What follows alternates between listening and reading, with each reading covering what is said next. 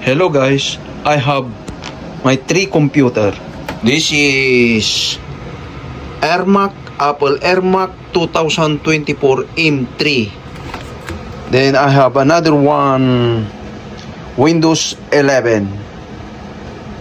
Then I have the little one, very old computer, Acer Windows XP Home Edition.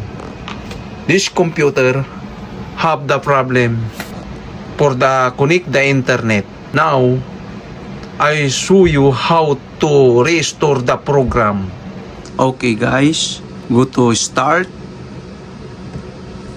then all programs, tutti programmi, then go to the accessory,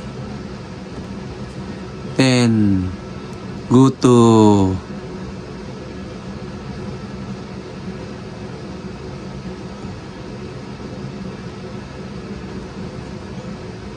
utilità del sistema,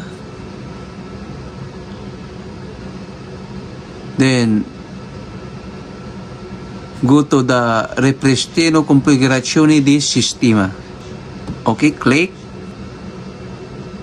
Okay, ripristina uno stato precedente del computer.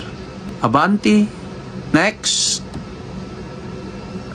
You see guys, January 2001, very old computer, more problem, not connect internet. Now I show you how to restore the program, the Windows XP Home Edition. Look, 21, 22, 2022, maybe Monday or Tuesday, 18. Okay, you see guys, Tuesday 18 January 2022. Okay, next, avanti. Okay, punto di ripristino selezionato. Okay, Sabato 22 January 2022. Okay, go to next, avanti. Okay, maybe the computer restart, then disconnessione in corso, chiusura del Windows in corso. Okay, wait a minute. Okay, preparazione ripristino in corso. Ecco, ripristino file in corso. Okay, now is restore all the program.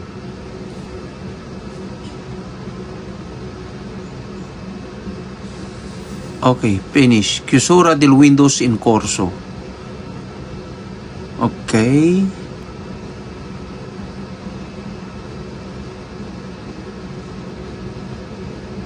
Okay. Windows XP Home Edition 2001 model. Very old guys. Okay, pagina iniziali. Okay, I click OK.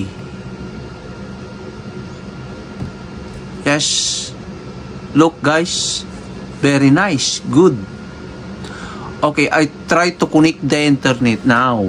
Okay, now I go to the Google Chrome.